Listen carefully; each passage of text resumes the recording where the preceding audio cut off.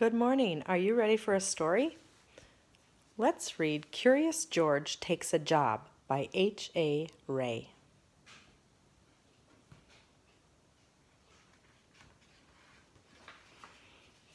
This is George.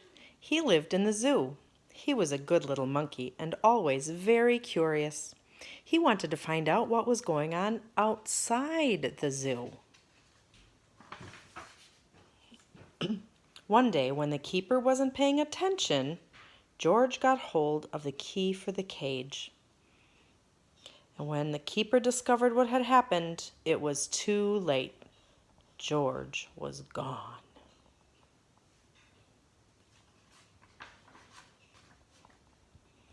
Where was George?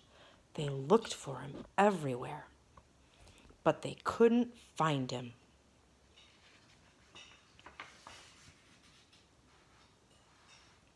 George was hiding in the hay of his friend the elephant.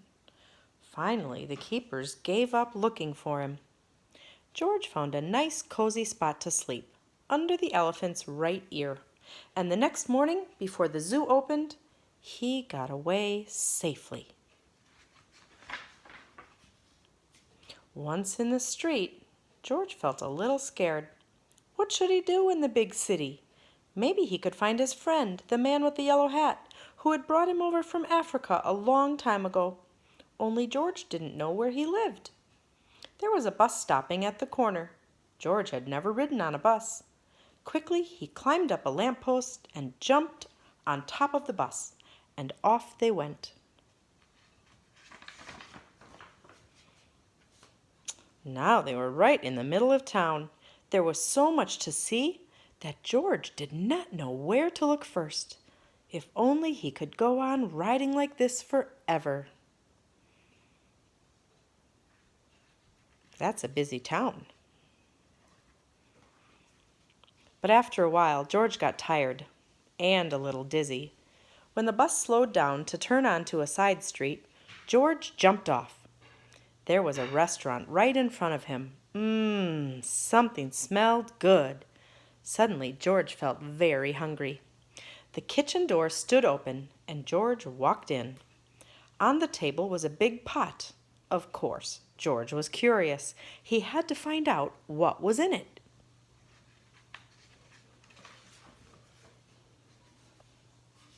When the cook came back, he had a big surprise. Spaghetti was all over the place, and in the middle of it was a little monkey.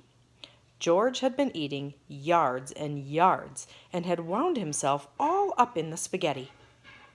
The cook was a kind man and didn't scold much, but George had to clean up the kitchen and do all the dishes. My, what a lot of dishes there were. The cook was watching George. "You're lucky to have 4 hands," he said. "You can do things twice as quickly." "I have a friend who could use a handy little fellow like you to wash windows. If you'd like to, I'll take you over to him." So they went down to the subway, and they took an uptown train to the cook's friend. He was an elevator man in a skyscraper. "Sure, I could use you," the elevator man said to George. "I'll give you what you need for the job. You can start right away. But remember, you are here for washing windows. Never mind what people inside the house are doing. Don't be curious, or you'll get in trouble." George promised to be good. But little monkeys sometimes forget.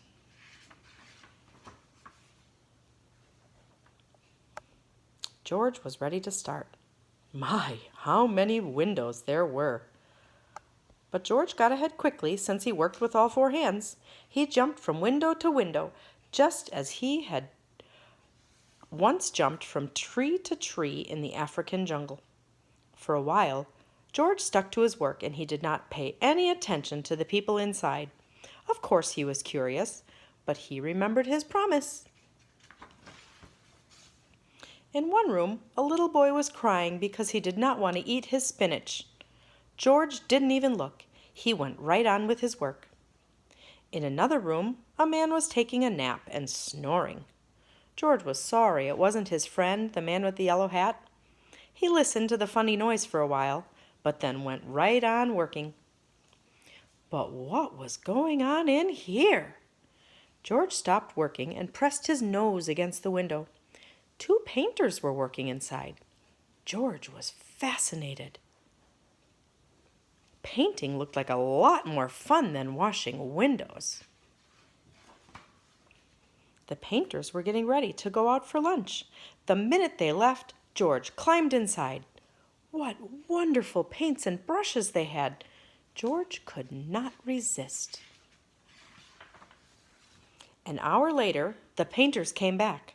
They opened the door and stood there with their mouths wide open. The whole room had changed into a jungle, with palm trees all over the walls, a giraffe, two leopards, a zebra, and a little monkey was busy painting himself on one of the trees. Then the painters knew what had happened. Luckily, George was close to the door. He ran out as fast as he could, but after him ran the two painters, then the elevator man, and then the woman who lived in the place. "Oh, my lovely room," cried the woman. "Don't let him get away." George headed for the fire escape. George reached the end of the fire escape. The others had not caught up with him yet. Here was his chance. They couldn't jump, but George could easily jump down and escape.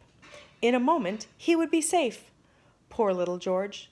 He had forgotten that the pavement was as hard as stone. It was not at all like the soft grass in the jungle. Too bad. The fall had broken his leg, and an ambulance came to take George to the hospital. "He got what he deserved," said the woman, "making my apartment into a jungle indeed." "I told him he'd get into trouble," the elevator man said. "He was just too curious." George had to lie in bed with his leg high up in a plaster cast. He was very unhappy. It had all started out so nicely. If only he'd not been so curious, he could have had a lot of fun. Now it was too late. But the next morning, George's friend, the man with the yellow hat, was buying a newspaper, and suddenly he got very excited. "This is George!" he shouted when he saw a picture on the front page. Quickly he read the whole story, and he ran to a telephone booth to call the hospital. "I am George's friend," he said to the nurse who answered the telephone. "Please take good care of him so that he'll get better quickly. I want to take him to a movie studio and make a movie picture about his life in the jungle. Don't let him get into any more mischief until I can take him home." Finally, the day came when George could walk again. "Your friend is going to take you away this morning," said the nurse. "Just wait right here and don't touch anything." As soon as George was alone, he looked around at all the strange hospital things. "I wonder what's in this big blue bottle," he thought. George was curious. It smelled funny. It was ether. It's a medicine. Suddenly his head began to spin, and then he felt as if he were flying, and then rings and stars danced before his eyes, and then everything went dark.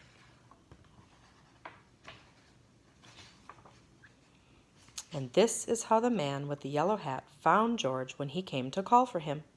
They picked him up and they shook him, but they couldn't wake him up. He was so fast asleep that finally they had to put him under the shower. How surprised he was when he woke up. George said goodbye to the nurse and the kind doctor, and then he and the man with the yellow hat got into a car and drove to the movie studio. In the president's office, George had to sign a contract. Now he was a movie actor. In the studio, George was kept so busy all the time that he forgot to be curious. He liked the little jungle they made for him, and he played happily there. And when the picture was finally finished, George invited all his friends to see it. The doctor, the nurse, the ambulance driver, the man from the newsstand, the woman and the elevator man, and the two painters, and the cook, and the reporter, and all the keepers of the zoo.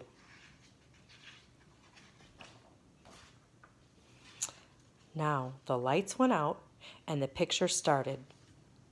"This is George," the voice began. "He lived in the jungle. He was a good little monkey. He had only one fault. He was too curious." The end. I hope you enjoyed this story about Curious George.